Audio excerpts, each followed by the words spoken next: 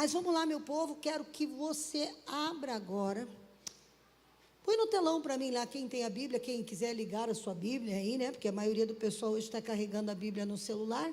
Em Êxodo capítulo 12, do verso 8 ao 14. Êxodo 12, do 8 ao 14. Nós vamos falar um pouquinho sobre a Páscoa. Trazer uma ministração sobre a Páscoa. Deixa eu ler aqui com vocês.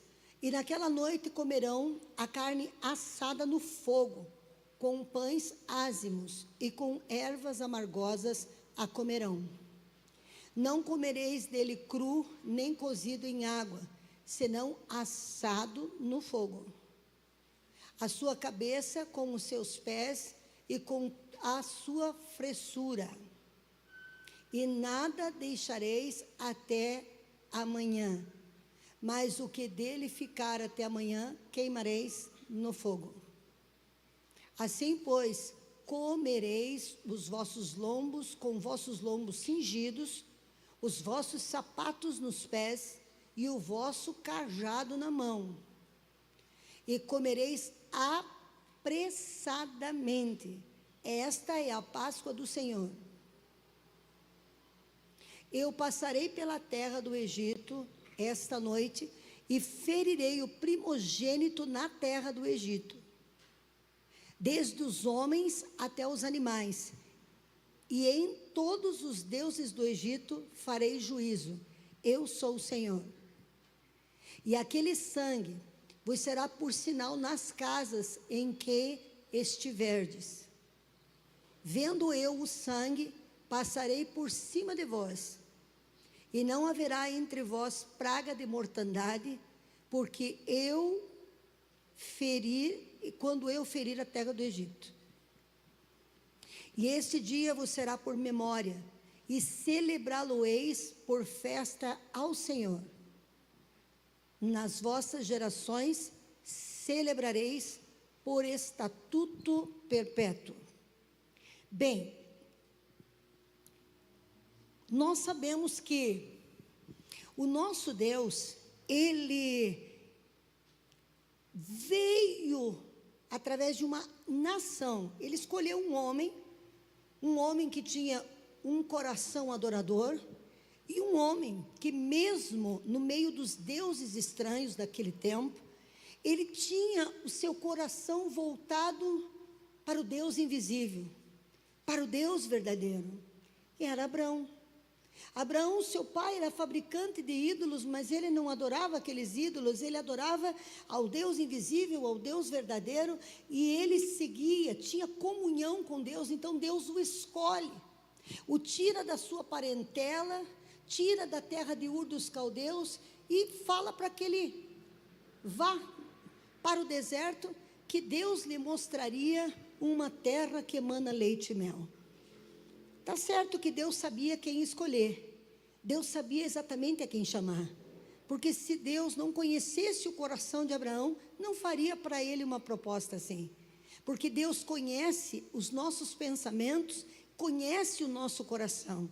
Deus nunca vai pedir nada para mim e nem para você, que Ele já não saiba que você é capaz de fazer. Deus conhecia a intimidade de Abraão, Deus conhecia o coração de Abraão e lhe enviou. E ele foi mulher estéril e promessa de multidão na sua família. A mulher não gerava filhos, e ele esperava pela promessa do cumprimento de filhos, até que nós sabemos o milagre, que ela com 90 anos e ele com 100 anos, geraram Isaque. E Isaque é, aquele que gerou toda a nação de Israel. Essa nação de Israel, o que se passa na família de Jacó? Havia nascido um filho da mulher que Jacó amava, a mulher que era a desejada do seu coração. Ela teve problemas para ter filho, e teve, depois de muitos anos, a José. E José, quando nasceu, o seu pai o colocou de uma forma elevada entre os irmãos.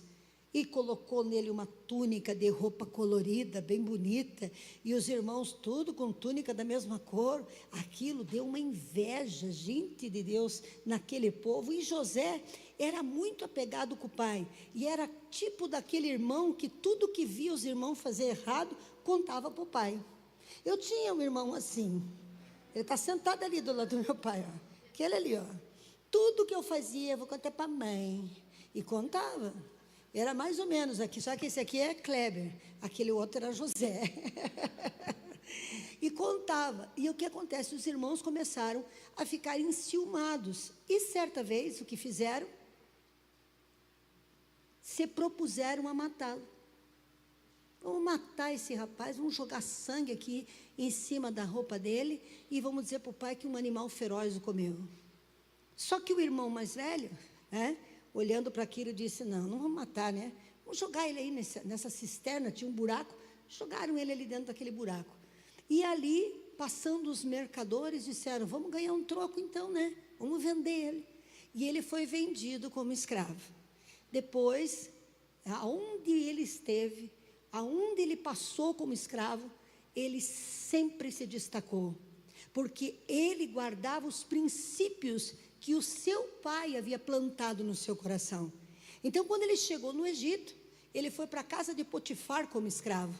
Em pouco tempo, tudo ele fazia com muita excelência, tudo ele fazia com muito zelo, e sempre caminhava milha a mais, e a casa de Potifar, por conta dele, prosperou de forma assombrosa.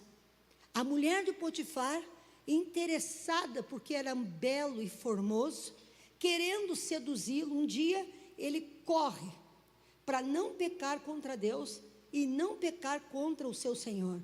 E ela fica com a roupa dele nas mãos. E ele diz que a mulher inventa que ele tentou agarrar e ele acaba sendo preso.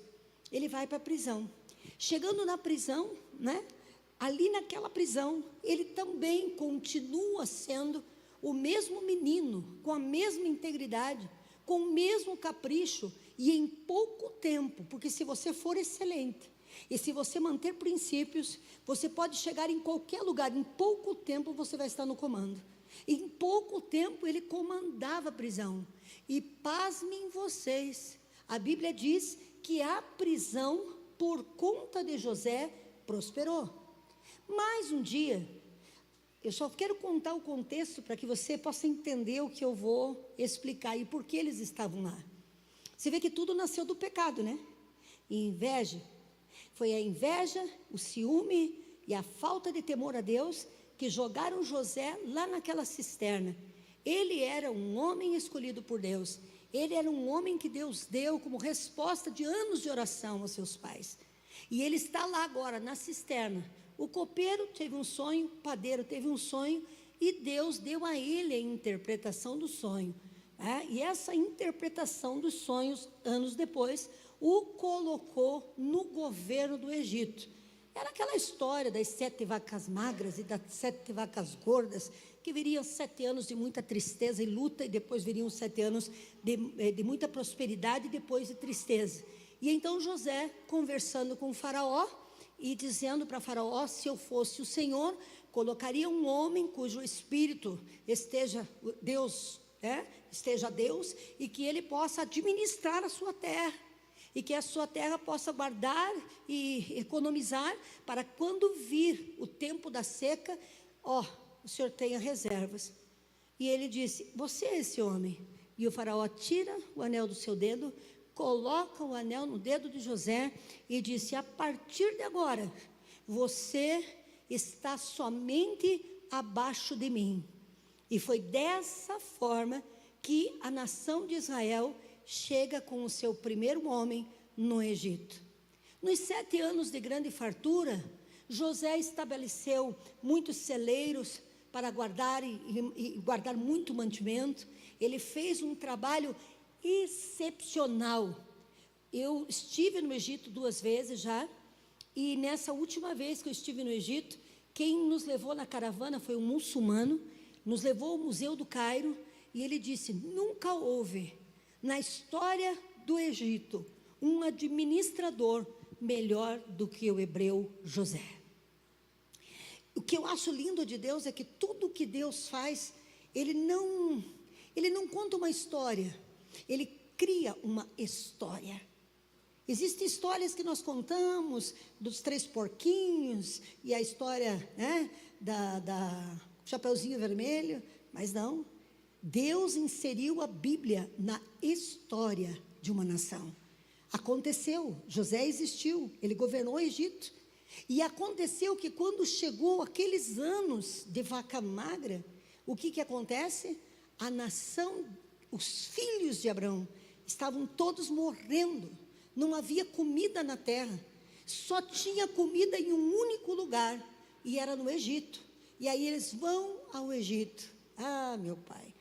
E quando eles veem o seu irmão, nem sequer sonhavam ou imaginavam que aquele era o escravo que eles venderam, era o irmão que eles iam matar.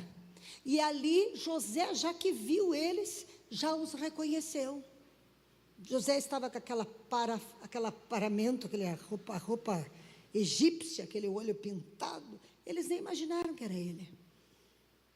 Mas depois ele se manifesta a seus irmãos. Eu não estou aqui para falar, só quero contextualizar. E ele diz: venham todos para o Egito. O faraó lhe deu a terra de Gósen, que era uma terra fértil, uma terra bonita. E a nação de Israel estabeleceu-se no Egito. O povo foi salvo da fome, e enquanto houve fome na terra, eles comeram aquilo que era de melhor, e estavam honrados debaixo da autoridade de José.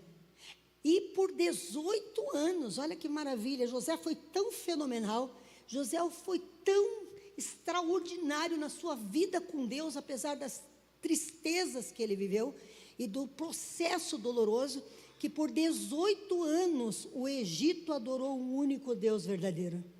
Só depois que morreu aquele faraó, que então começaram a ser introduzidos os deuses do Egito, como estão até os dias de hoje. Mas se um dia você tiver privilégio de ir no Museu do Cairo, e tiver um guia que verdadeiramente entenda da história como Mohamed, todo mundo é Mohamed lá, né? Tem Mohamed, tudo Mohamed.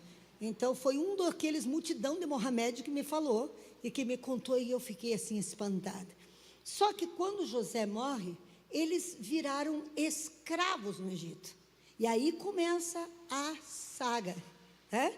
Aí começa o sofrimento da nação de Israel.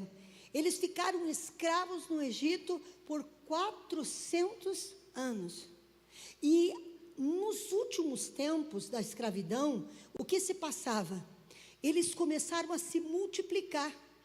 Eita, povo para se multiplicar é o povo de Israel.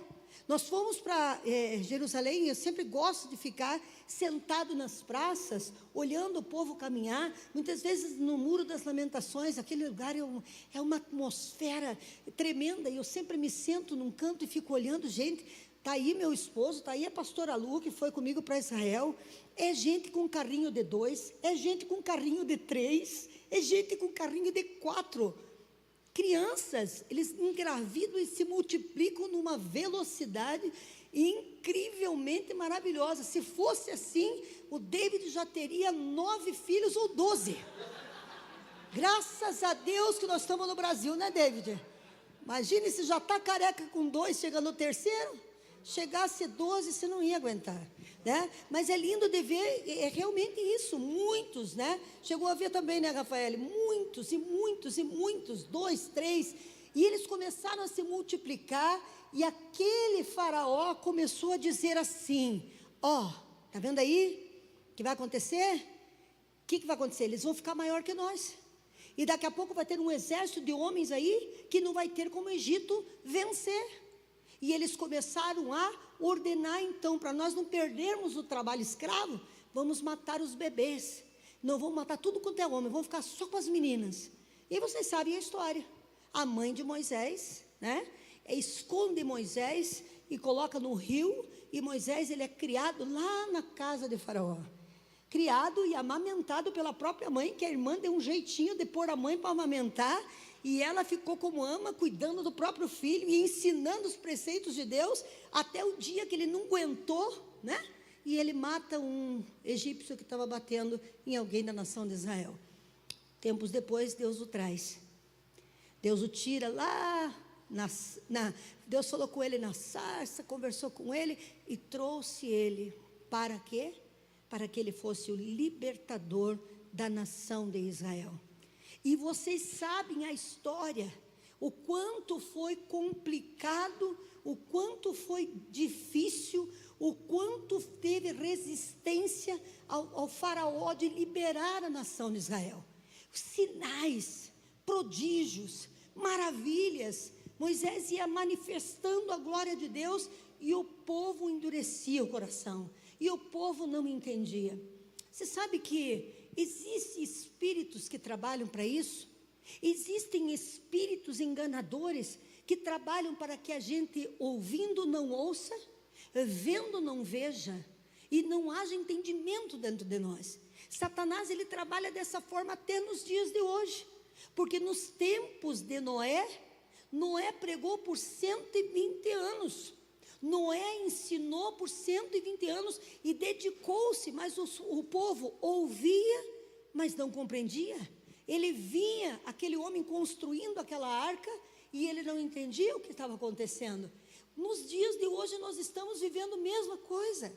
Hoje eu fico impressionada quando falo isso, porque hoje se prega muito mais Apocalipse no jornal e na internet do que dentro das igrejas, sim ou não? Noticiários, cientistas, hoje estão falando que o Apocalipse está acontecendo, que aquilo que foi previsto, né, no livro de Daniel, no livro de Apocalipse, pelas visões de João, tudo está acontecendo. A iniquidade se multiplicando, terremotos, fome, peste, doença, ameaça de guerra. Nós estamos vivendo num perigo iminente, um perigo tenebroso, um perigo terrível, mas nós não vemos. A nação de Israel não precisava ter ficado escrava, poderia ter entendido que José morreu, vamos voltar para a nossa terra, mas muitas vezes nós não queremos voltar. Por quê? Porque nos acostumamos à nossa zona de conforto, e não ouvimos, e não entendemos o que devemos fazer. Ou se Deus falou, não ouviram, permaneceram ali 400 anos. Ao tempo de Noé, permaneceram 120 anos ouvindo, e ouvindo não entenderam.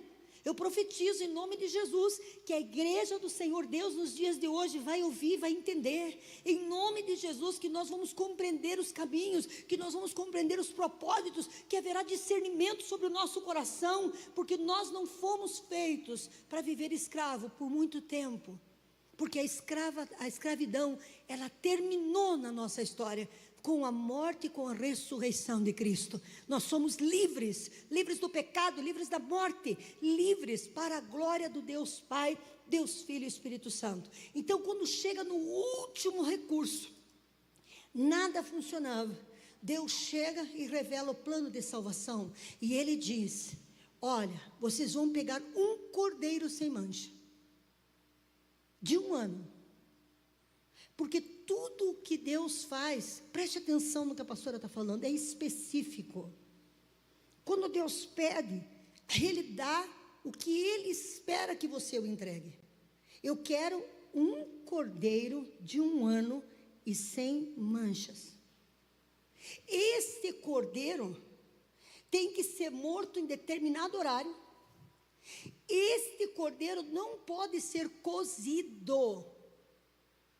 Esse cordeiro tem que ser assado no fogo, e tem que comer os pernas, e tem que comer toda a fressura, fígado, coração, tudo que tinha dentro, que era comestível, tinha que se comer. E Deus disse: e o sangue desse cordeiro, vocês devem colocar na porta, para que, passando o anjo da morte, durante a madrugada, aonde seria ceifado a glória do Egito, porque os primogênitos, né, são a glória, são aqueles que têm porção dobrada de herança. Todas as nações respeitam os seus primogênitos, quando tem um entendimento do que eles carregam. Então o Egito ia ser despojado completamente da sua glória. E ele disse, coloque o sangue, mas não é só assim, não é assim não. Você tem que fazer mais uma coisa, você tem que preparar ervas amargas, para vocês comerem com este cordeiro, e pães ázimos, para comer com esse cordeiro.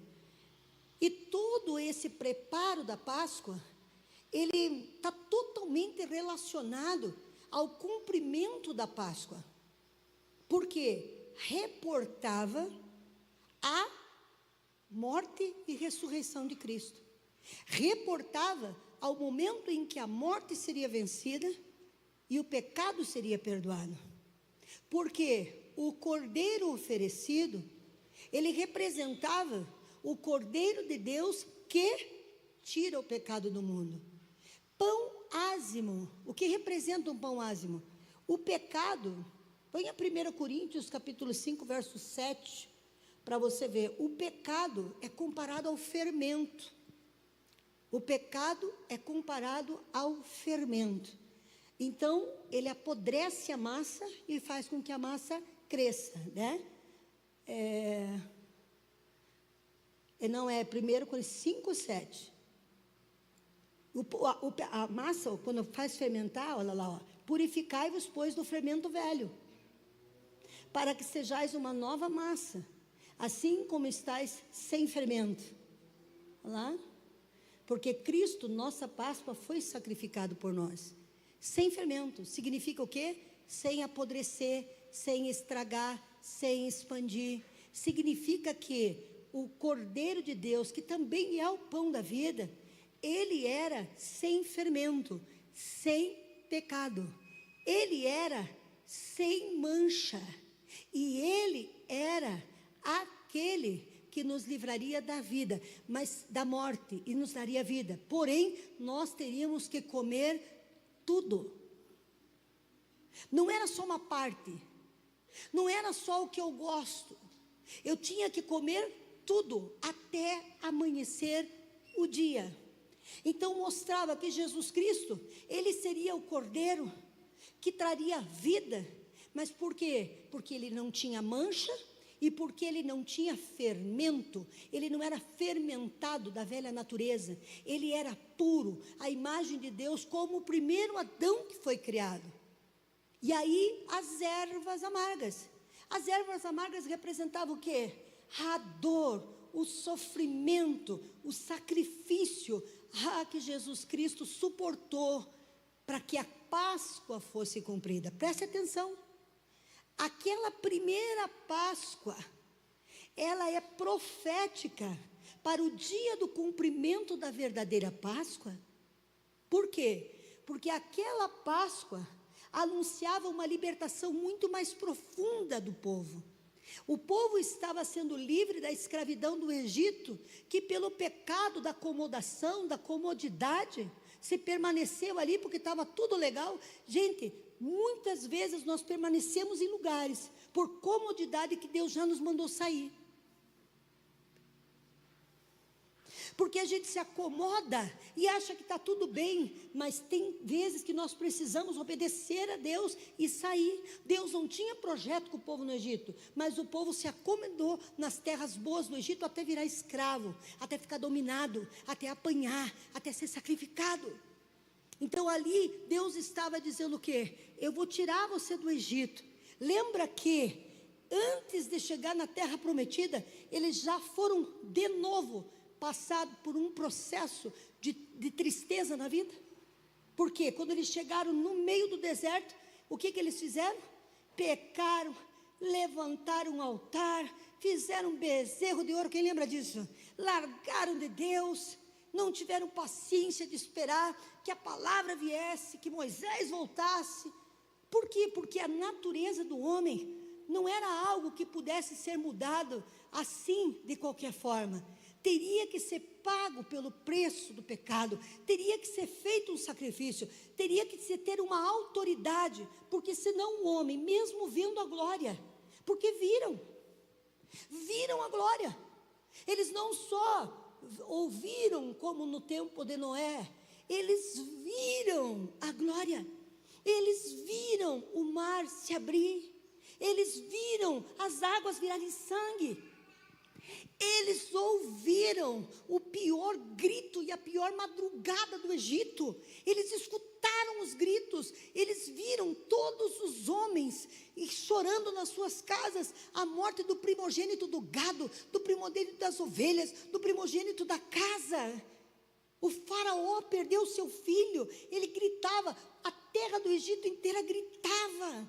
Eles viram gafanhotos, moscas, eles viram. Eles saíram do Egito, mas em glória.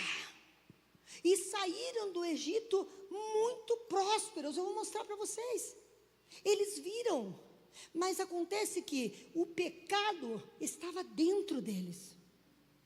É como se o Estado Islâmico viesse atacar a igreja e nós fechássemos todas as portas, mas eles estivessem aqui nos banheiros e nos escritórios. Nós estaríamos protegidos? Não, porque trancada estão as portas, mas o mal está dentro. O pecado estava dentro do homem. Então não adiantava nada você livrar ele da escravidão do Egito, quando a pior de todas as escravidões estava dentro dele. E Deus, através dessa trajetória da libertação, Ele revela, está vendo só? Eles viram a minha glória, eles viram a minha manifestação, eles viram o meu poder, eles viram tantas coisas, mas mesmo assim, eles não são capazes de se livrar do pecado. Sabe o que? Se você vê na tua vida, não é todos os pecados que te dominam. Talvez você não seja um serial killer, talvez você não seja aqui um estuprador, um assassino, mas existem pecados na nossa vida que nós não conseguimos vencer e que nós voltamos a praticar e que prometemos para Deus, para o mundo, para a mãe, para pai, para marido, para mulher, para filho, e a gente não consegue vencer. É assim ou não é assim? Isso é uma legalidade que só o sangue do Cordeiro pode nos livrar. E essa Páscoa, e esse processo de Páscoa, só nos leva a Cristo Jesus. Porque toda a trajetória da nação de Israel, preste atenção, se você for ler o livro de Juízes, por exemplo, você vai ver que a nação de Israel, ela tem a unção da prosperidade. Levanta a mão assim, diga, eu tenho a unção da prosperidade, aleluia. Eu tenho, diga, coloca a mão na tua cabeça, diga, a bênção de Abraão está sobre a minha cabeça. Glória. É verdade, diga, eu sou filho de Abraão, por adoção, por Jesus Cristo, meu Senhor e meu Salvador. Então, eles tinham a bênção da prosperidade. Nação próspera, gente, não tem como vencer a bênção de Deus na vida de um homem. Mas se você ler o livro de Juízes, por exemplo, você vai ver que eles prosperavam, e de dentro deles fluía o pecado, e lá eles iam se envolver com o pecado, com os deuses, com Astarote, com os deuses da sexualidade, os deuses pagãos, e aí entrava a miséria na vida deles, lembra? Quem já viu Juízes? E daqui a pouco Deus levantava, porque eles clamavam, choravam, imploravam, pediam, e Deus levantava um libertador, e o libertador trazia prosperidade, até quando ele vivia. Depois que ele morria, eles voltavam a praticar o pecado. Essa é a vida do homem antes de Cristo. Aquele cordeiro pascal era uma profecia, era um amor de Deus dizendo, olha, coma esse cordeiro sem mancha, beba, coma esse cordeiro com ervas amargas, esteja forte, fique valoroso, porque um dia a terra inteira vai gritar, a terra inteira vai chorar, mas vocês estarão comigo na eternidade. Sabe, e quando chega o cumprimento da Páscoa, Jesus foi tomar a última ceia e celebrar a Páscoa. O que ele pega o pão? Ele diz o quê? Esse pão, que era o pão asmo, que era o que era servido na Páscoa, tinha cordeiro na mesa, tinha vinho na mesa, tudo que tinha na mesa, tinha ervas amargas naquela ceia, Jesus, ele disse: esse pão sem pecado é o meu corpo que é dado por vós. Este suco aqui é o meu sangue que é dado por vós. E esse cordeiro que está morto aqui, perfeito e sem mancha, com 1 ano, que nós vamos comê-lo todo, sou eu, que vou ser morto e vou passar pela água quente. O que Jesus sofreu na cruz? O fogo. Jesus, ele enfrentou o fogo da aflição. Ele enfrentou o fogo da aflição, ele passou pelo fogo, pela tormenta de fogo. E o cordeiro passou pelo fogo. Então, a última Páscoa aconteceu há 2000 anos atrás. 2030 anos atrás, tem um erro de calendário, quando o verdadeiro pão ázimo,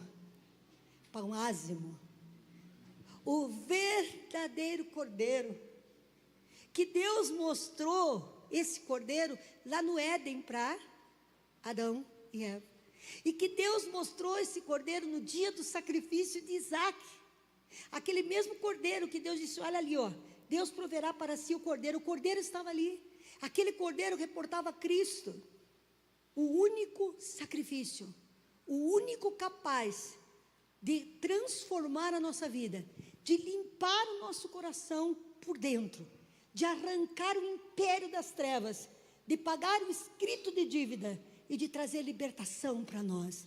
Esse cordeiro, há 2000 anos atrás, foi pendurado numa cruz, aleluia. O seu sangue derramou-se naquela cruz, ele recebeu a coroa dos espinhos, e ele foi sepultado na sexta-feira, morto. E dentro daquele quadro de morte, ele havia sofrido o castigo que era nosso, o castigo que nos traz a paz, porque não há paz em quem quer fazer uma coisa e não consegue, não há paz em quem quer ser livre e não consegue ser livre. A vida é um tormento, a vida vira medo de pecar de novo, medo de errar de novo. Quem concorda comigo, levante a mão. Eu vou na igreja, mas eu tenho medo de cair de volta. Eu estou na igreja, mas eu estou matando um leão por dia, porque eu não posso fraquejar. Cristo matou todos os leões que tinha que matar em um dia por você. Ele tomou sobre si todas as nossas dores, todas as nossas enfermidades. Com erva amarga, ele permitiu que o seu corpo fosse completamente moído, queimado no fogo da aflição. Esse Jesus, ele é o nosso libertador. Só que há um problema: nós queremos Jesus, mas queremos aceitá-lo a nosso próprio modo. Nós queremos Jesus, mas queremos viver com Ele a nossa própria maneira. Nós queremos comer, aqui ó, como é que é o nome disso aqui? O pernil do carneiro. Mas a gente não quer comer o coração do carneiro. A gente quer comer, a dianteira do carneiro, a costelinha de carneiro. Ai, como é gostosa a costelinha de carneiro. Mas fígado de carneiro eu não quero. Eu não aceito isso. E quando nós trazemos isso, e nós trazemos para a realidade do corpo de Cristo, e de Cristo oferecido por nós, nós queremos identificar o que nós aceitamos dele e o que nós não aceitamos, o que nós queremos para nós e o que nós não queremos para nós. Quem está entendendo o que eu estou dizendo? Ah, não, isso para mim é demais. Não, esse negócio aqui eu não vou aceitar. E nós começamos a querer fazer uma vírgula aonde Deus pôs ponto, querer explicar ao que não tem explicação, que Deus nos chamou para obedecer. Então, quando nós recebemos de Deus uma palavra, e Ele diz assim, ó, obedeça a minha palavra, ainda que você não entenda. Você acha que a nação de Israel conseguiria entender a dimensão do que ia acontecer naquela madrugada? Por mais que Deus tivesse falado? Tem coisas que Deus fala para nós, que quando acontece, a gente, puxa, nem acredita depois que aconteceu. Que Deus é tão grande para a nossa mentalidade, mas eles fizeram. Sabe o que é o problema muitas vezes para nós vivermos a glória de Deus? Sabe qual que é o problema que nós temos para nós desfrutarmos do poder sobrenatural que Deus tem e vivermos algo extraordinário, excepcional, maravilhoso, sensacional na nossa vida? Sabe o que falta para nós? Falta só uma coisa: a gente parar de discutir com Deus e começar a guardar os seus mandamentos, porque o que Deus preparou para nós, igreja do Senhor Jesus, olhos não viram, ouvidos não ouviram, e jamais chegou ao coração do homem o que Deus quer fazer através de nós. Nós não só fomos libertos do pecado, através do pão ázimo chamado Jesus, do Cordeiro Santo, o primeiro, o primogênito. Jesus não era qualquer um, além dele ser um cordeiro, que não tinha nenhuma maldade, que não tinha nenhum fel no seu coração, ele ainda era o primogênito, filho de Deus, o primeiro, o que carregava toda aquela carga sobrenatural sobre ele. E ele morrendo, ele não somente pagou pelos nossos pecados, ele não somente derramou a sua vida por nós, mas ele nos deu poder para sermos não somente os salvos, mas ele nos deu poder não só para sermos santos, mas para sermos filhos do Deus vivo. Como ele é, ele nos colocou na mesma posição. O sacrifício do cordeiro não foi só para te justificar, mas foi para que você fosse adotado, se tornasse filho do Deus vivo, e que você recebesse a herança que pertencia ao Filho. Cristo se oferecendo por nós, naquela Páscoa, ele abre um caminho de vida, e tudo que ele conquistou naquela Páscoa, Deus entregou na minha mão e na sua mão, para nós podermos governar, para nós podermos viver o sobrenatural de Deus, ver maravilhas de Deus. Mas quando Cristo é exposto a nós, nós não queremos os pães ázimos, não queremos os pães ázimos, não quero, não gosto. Eu gosto de pão francês, daqueles com muito fermento, que quando você quebra só tem casca. Eu não quero isso aqui sem fermento. Eu não quero essas ervas amargas. Eu não quero isso para a minha vida. Eu vou comer só pernil. E sabe quem perde com isso? Quem perde com isso somos nós. Porque Cristo não poupou seu sangue, não poupou sua carne, foi moído, foi queimado, foi espancado, foi humilhado, foi exposto à vergonha. Ele cedeu por inteiro para nós, e nós, de tudo que ele ofertou para nós, você vê, tem que comer o fígado, o sangue é só para cobertura, mas o restante você come tudo, e a gente não quer. Por que a gente não quer? Porque Satanás, ele cega o nosso entendimento. Ele não pode tirar o nosso lugar. Ele não pode tirar o poder que Deus liberou para nós. Ele não pode tirar a posição de filho de Deus para nós. Mas ele pode nos enganar. Ele pode nos tirar da unção, do discernimento espiritual, e achar que nós podemos, diante da mesa do Senhor, escolher o que queremos e o que não queremos. Nós não podemos escolher. Uma vez que eu escolhi Cristo, eu tenho que escolhê-lo por inteiro. Uma vez que eu entreguei minha vida a Cristo, essa minha vida tem que ser inteira dele, porque a vida dele é inteira minha. Ele morreu e a prioridade dele era eu. Como que eu posso viver e deixar ele de lado? Não quero não, leva essas coisas para lá, porque isso aqui eu não quero. Todas as coisas que nós fazemos na vida, tudo que nós fazemos na vida tem preço, sim ou não? Casamento tem preço? A gente paga um preço alto para estar casado. De morte, sim ou não? Quem que tem que morrer todo dia para perdoar o marido? O marido tem que morrer todo dia para perdoar a esposa. Ser pai não tem preço? Nós não pagamos preço para ser pai? E como pagamos preço? né? O preço de, muitas vezes, nós como mulheres, mães, que gostamos de andar bonita, bem vestida, quantas de nós ficou sem roupa, ó, quanto tempo com roupa velha, só para comprar tênisinho, que cada 6 meses o pezinho crescia. Quantos filhos formados em faculdade, universidade, e os pais com os dentes tudo estragado, que foram arrumar os dentes depois da formatura dos filhos. Tem preço ou não tem preço? É de graça. Quanto custa um filho para nós? Nada. Quem comprou seu filho e pagou R$1 milhão para o seu filho? Nada. Mas custa? Custa. Tem preço? Tem preço. Se você quer um cargo dentro de uma empresa de responsabilidade, por mais que você ganhe teu salário, o teu comportamento tem que ser igual àquele que está lá, na parte das mãos, no funcional, você que está lá em cima, ou a tua responsabilidade é muito maior, e o preço que você tem que pagar para estar lá em cima é muito maior, sim ou não? Sim ou não? E às vezes você diz assim, ó, o salário que me pagam, não paga pelo grande sacrifício que eu faço, sim ou não? Sim ou não? Agora, Cristo não pode ter preço. Cristo,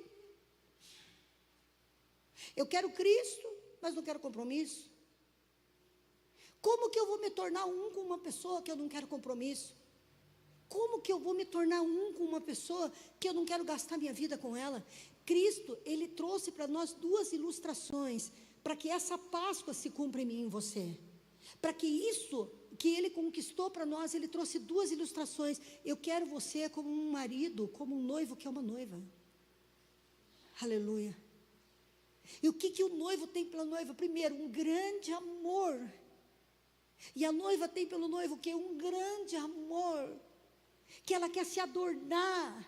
A noiva, ela quer ficar bonita, ela fica procurando o vestido mais lindo, ela fica procurando o cabelo que ela vai para esse grande encontro, ela passa o tempo se preparando para as bodas. Sabe o que Cristo quer? Quer que você saiba que Ele está voltando. É verdade isso, Ele está voltando, e nós temos que ter as lamparinas acesas, e temos que ter óleo reservado, porque a hora que Ele vai voltar, eu não sei, mas eu tenho que estar pronta. Assim como, veja bem, na Páscoa, o que Ele disse? Vocês têm que estar prontos, com a roupa, com o sapato no pé, o cinto na mão, aqui na coisa. Por quê? Porque a hora que o cordeiro morrer, a libertação vai ser assim, ó, 2 minutos. Então fiquem prontos. E foi mesmo. No outro dia, eles já foram embora. No outro dia, eles já saíram da escravidão do Egito e foram embora. Então nós temos que estar pronto. Nós temos que estar com a nossa roupa branca preparada. Nós temos que estar, oh meu Deus amado, olhando para o céu e com expectativa. Aí Ele vai vir. Olha, Ele está dizendo para nós: os rios estão virando em sangue, os mares estão virando em sangue. Houve chuva de sangue no deserto, aquilo como sangue por todas as partes. Ele está dizendo: eu estou voltando. Eu estou voltando, a iniquidade se multiplicando, terremotos no Brasil. Quando é que nós ouvimos isso? Já teve vários terremotos no Brasil, cidades que nunca tremeram estão tremendo, pedras de quase meio quilo caindo por algumas partes do mundo. Graças a Deus que não está acontecendo numa cidade só, senão não tinha ninguém vivo mais. Sim ou não? Estamos numa iminência de uma guerra, vivendo ameaças de guerra. E eu não me assusto com isso. Você está achando que eu estou pondo medo em você? Eu não tenho medo disso. Isso é o amor de Deus demonstrado para nós como um sinal de que Ele está voltando.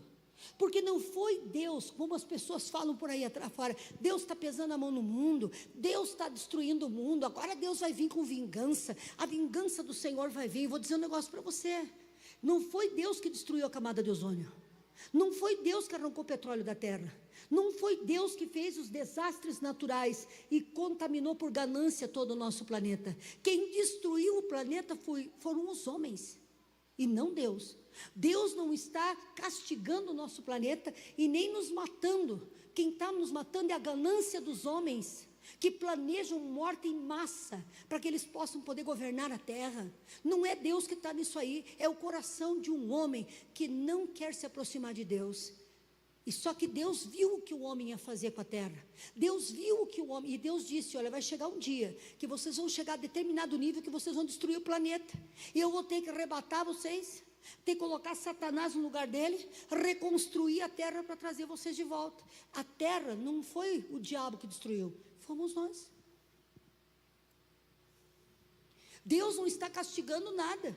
O meu Pai é amor, a vontade dele é boa, a vontade dele é perfeita, a vontade dele é agradável, mas ele mostrou os dias de hoje para quê? Para que a gente despertasse e comesse o cordeiro, aleluia, e a gente tem que comer as ervas amargas junto com ele, porque se perseguem ele, perseguem a gente, se falam dele, falam de nós, sim ou não, igreja?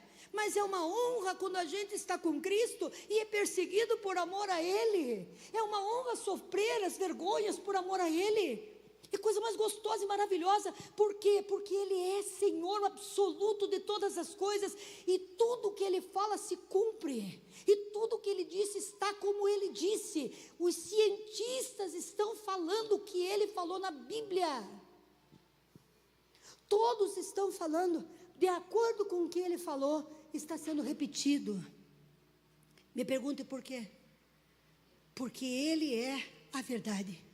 Ele conhece o futuro, Ele conhece o passado, Ele conhece, mas mesmo assim, conhecendo o futuro, conhecendo o passado, conhecendo eu, conhecendo você, Ele nos fez para dizer sim ou não. Ele nos criou para dizermos sim ou não. Meio, não. É sim ou não. Sim, sim ou não, não. Eu acredito no Senhor. Então eu recebo tua palavra. E eu vou viver com o Senhor. Porque quem não vive com Ele na terra, nunca vai viver com Ele lá. Quem está entendendo o que a pastora está dizendo?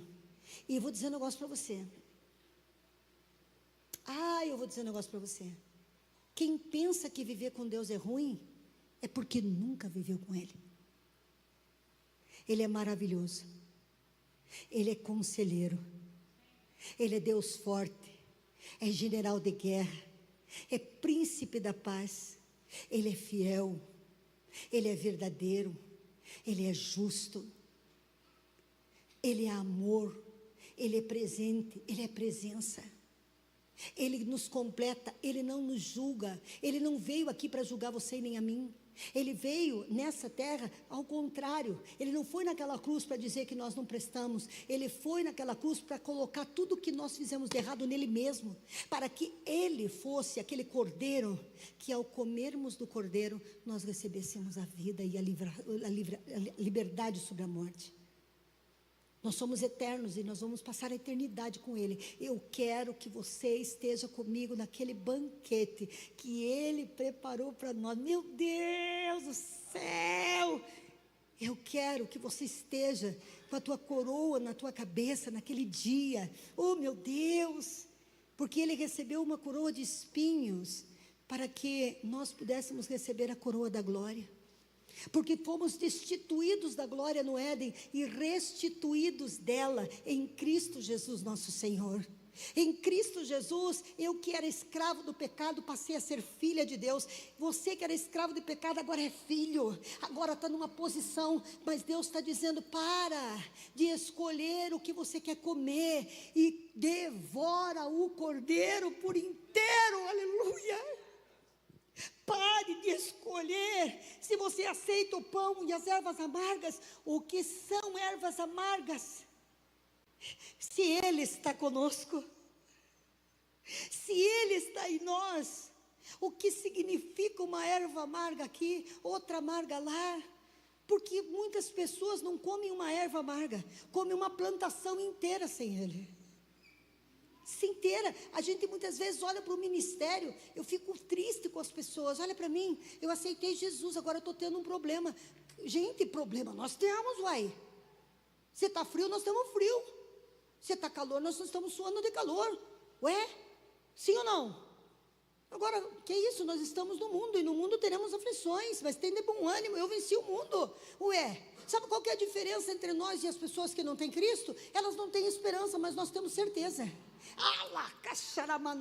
Eles não têm esperança, mas eu tenho certeza de que nele eu sou mais do que vencedora, que nele eu posso todas as coisas, e que tudo é possível aquele que crê, e aquele que vem por um caminho contra mim, por 7 caminhos vai ter que fugir, e não importa o que eu vejo, importa o que eu creio. Aleluia! Não importa o que os outros falam, eu creio, e se eu creio nele, logo, eu sou a maioria. Mas todo mundo fala isso. Eu não sou todo mundo. Eu e Jesus somos a maioria absoluta. Você só precisa dele para atravessar o teu deserto. Você precisa dele. Você sabe por que muitas vezes nós nos convertemos e nós passamos por um período difícil? Quem passou um período difícil quando se converteu?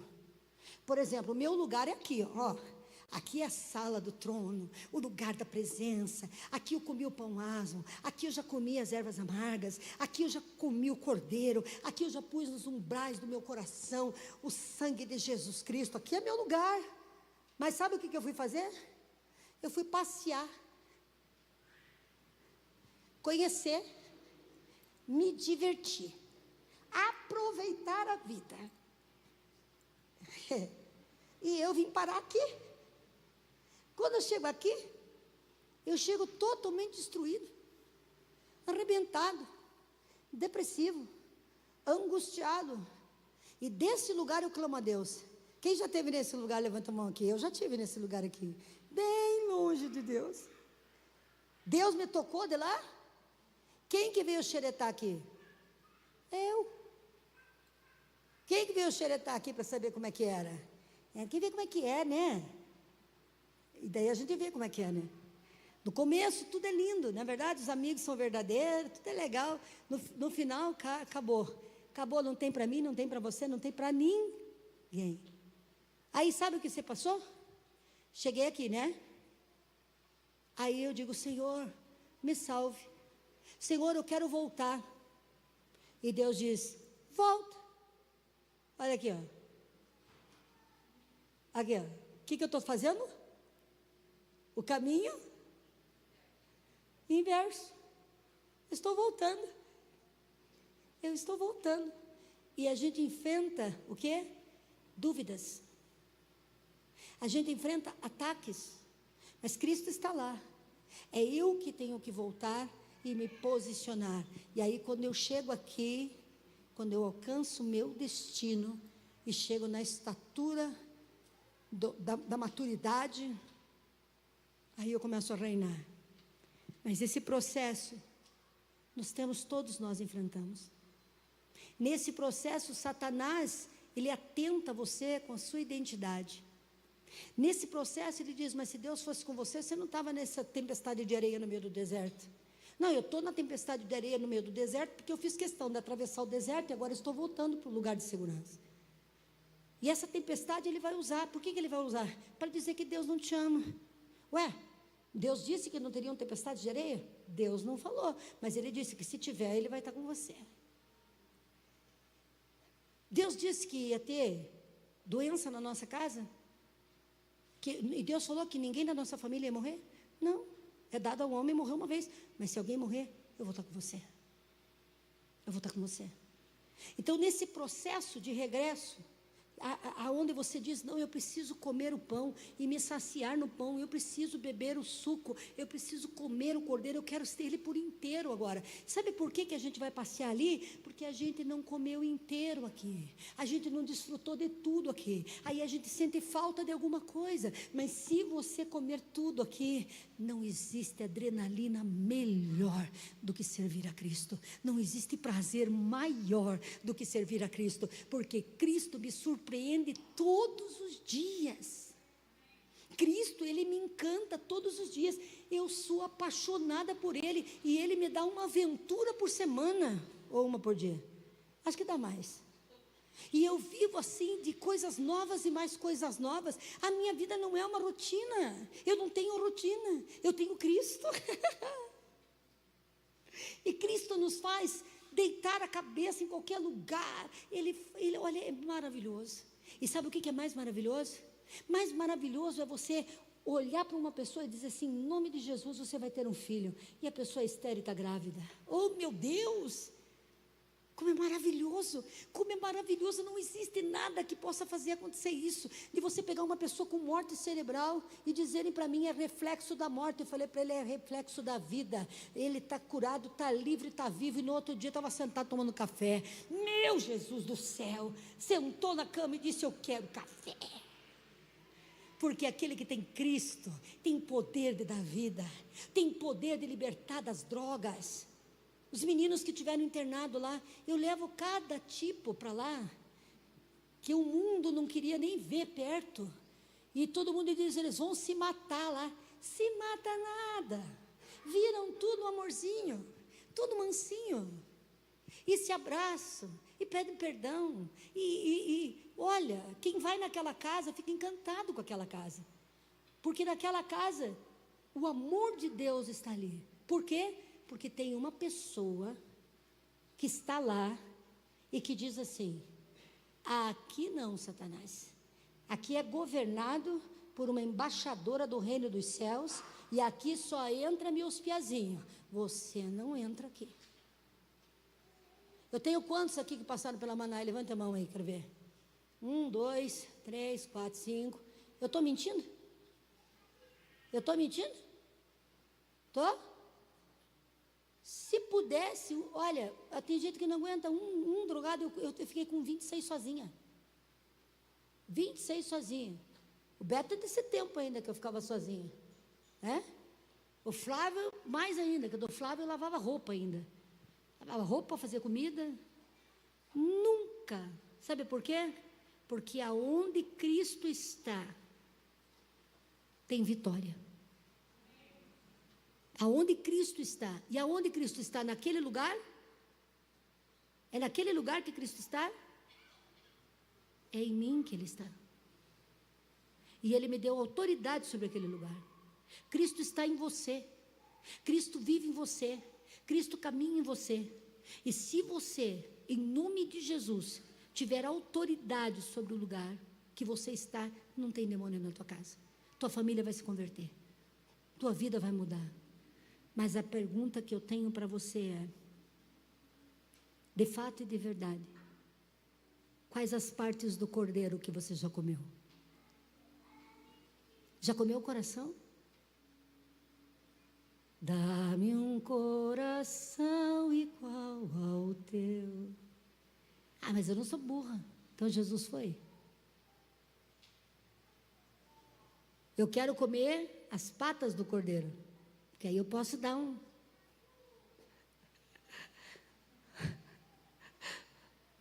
a cabeça também, né? Bom comer a cabeça, que daí dá umas cabeçadas, mas e o coração? E amar como Ele amou, perdoar como Ele perdoou, servir como Ele serviu, viver com Ele, para Ele e por causa dEle. Nossa, que top demais, de gostoso que está essa palavra. Como eu sinto a presença de Deus aqui. Como eu sinto a presença de Deus aqui. Olha só, o que eu anotei aqui no meu grande esboço, né? Realmente eles saíram às pressas.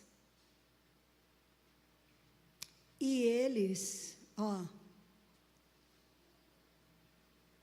foram para o deserto, mas não foram como estavam. A Páscoa, ela tem 3 significados, trazendo para os dias de hoje. Primeiro significado, perdão dos pecados. O mesmo que perdoou os pecados lá atrás, é o mesmo que está aqui. E Ele está aqui, e Ele não tem, o sofrimento que Ele teve foi suficiente, o sacrifício que Ele passou foi suficiente, a dor que Ele sofreu foi suficiente. Você não tem que ficar se martirizando, você tem que aceitar o perdão dEle. Ele está aqui hoje como o Cordeiro de Deus que tira o pecado do mundo. Ele está aqui hoje como aquele que derramou seu sangue para te perdoar. Ele está aqui como aquele que foi crucificado, sem fermento, sem pecado, para que você pudesse ser vivo. para que você pudesse crescer, para que você pudesse multiplicar. Então, o perdão dos pecados e a redenção de cada um de nós simboliza a Páscoa. Número 2, a vitória sobre a condenação da morte. Aquele que está em Cristo, ainda que esteja morto, viverá. Ele venceu a morte. E se ele venceu a morte, eu vou dizer uma palavra agora de sabedoria para você, para o teu coração. Eu não tenho medo de morrer. Eu tenho medo de viver sem ele. O maior medo que eu tenho é de eu dormir e saber que ele não está comigo. E eu não tenho medo da morte, porque eu sou entregue à morte todos os dias. Todos os dias nós somos entregues à morte, por amor de Cristo. Porque se eu o amo, eu vou ter que dizer não para um monte de coisa. E toda vez que eu digo não, eu morro para mim mesmo. Ainda que eu queira, eu digo não, eu morro. Eu não tenho medo da morte, porque eu sei que quando eu morro para mim mesmo, por amor a Cristo, ele vive em mim. E se ele vive em mim, por que eu vou querer viver outra coisa? Por quê? Toda vez que eu morro, eu entendo. Eu estou deixando de fazer o que eu quero, para não perder quem eu quero. Eu não posso fazer com que a minha vida seja desconfortável para Jesus. E às vezes eu faço. Eu peço para Ele que Ele me perdoe. Porque a minha humanidade muitas vezes peca. E eu me torno um lugar desconfortável para Ele. Mas eu quero ser o lugar que Ele gosta de estar. Eu sei que Jesus, no dia de hoje, você não parou para pensar, mas Jesus hoje viu todas as mortes. Jesus viu todos os estupros do dia de hoje, não foram poucos. Jesus, ele viu todos os assassinatos. Ele viu tudo, porque Ele tudo vê. Eu só quero ser o lugar onde Ele encontra descanso. Que Ele venha descansar. Eu quero ser a pessoa que Ele pode contar para fazer o que Ele quiser. Pode vir, Senhor, porque eu te amo. Então não tem que temer a morte. Ele venceu a morte, gente. Vamos morrer. Por que a gente quer viver tanto para nós mesmos, se nós nem sabemos se amanhã nós vamos estar aqui? Eu não posso dizer para você que domingo que vem eu volto. Eu não posso, porque eu não sei. Você não pode garantir para mim que você vai aceitar Jesus domingo que vem. Por que você não pode garantir? Diz para mim por quê? Porque você não sabe se você vai estar vivo domingo que vem. Então, eu prefiro morrer todo dia com Ele. Porque seja o que for, na morte ou na vida, nele eu estou viva. A terceira coisa que a Páscoa traz, e hoje é dia de Páscoa, é a transferência de riqueza. Sim, transferência de riqueza. Perdoou os pecados, número 1. Número 2, nos deu a vitória sobre a morte. E a gente já não tem mais aquele desespero de estar morrendo. Morre mesmo, morre. Chora o dia inteiro, no outro dia acorda rindo, feliz. Por quê? Porque morreu aquela noite para aquela ofensa. Porque morreu para aquele desaforo. Porque morreu para aquela ingratidão. Porque o que pode representar na minha vida a ingratidão de um homem, se ele está comigo? O que importa? As circunstâncias dessa vida, as lutas dessa vida, por maiores que elas sejam, se Ele está comigo, e se Ele ainda está me usando para trazer vida para a vida de muita gente, isso não me importa. Eu até sinto Tem momentos que o meu marido me vê chorar. Tem momentos que ele me vê amanhecer na sala, mas daqui a pouco ele deve pensar assim: mas o que deu nessa doida? É verdade ou não é assim? E já levanto com 500 mil projetos de manhã. E já levanto pulando de alegria. Sabe por quê? Porque quando eu choro, Ele me consola. Quando os outros me abandonam, Ele me abraça. Quando eu perco a esperança, Ele me dá paz. Não existe ninguém como Ele. Mas quando nós morremos, quando nós comemos verdadeiramente as ervas amargas, comemos o seu coração e desejamos ser um com Ele. O que Ele fez naquele Egito? Sabe o que Ele fez naquele Egito? Põe para mim Êxodo 12, do 35 ao 36. E eu tenho certeza que Deus vai fazer isso aqui. Eu tenho certeza absoluta que Ele é o mesmo ontem, hoje e Ele é eternamente. Olha lá, Êxodo 12, 35. Fizeram, pois, os filhos de Israel conforme a palavra de Moisés, e pediram aos egípcios joias de prata, joias de ouro e roupas. E o Senhor deu ao povo graça. Eu profetizo em nome de Jesus que aquele que se assentar na mesa e comer o cordeiro, as ervas amargas, comer o pão ázimo, aquele que morrer a si mesmo para que Cristo viva em si, aleluia, o Senhor dará ordem aos egípcios para que estes lhe entregassem o que ele pedia. E despojaram os egípcios. Há uma transferência de riqueza profetizada há muito tempo. E esse é o tempo dessa transferência de riqueza. Esse é o tempo do povo de Deus prosperar, para anunciar o evangelho com autoridade, para patrocinar esse evangelho nesse mundo perdido que está. Mas hoje é assim. Ele não poupou a seu próprio filho. Ele não poupou seu sangue.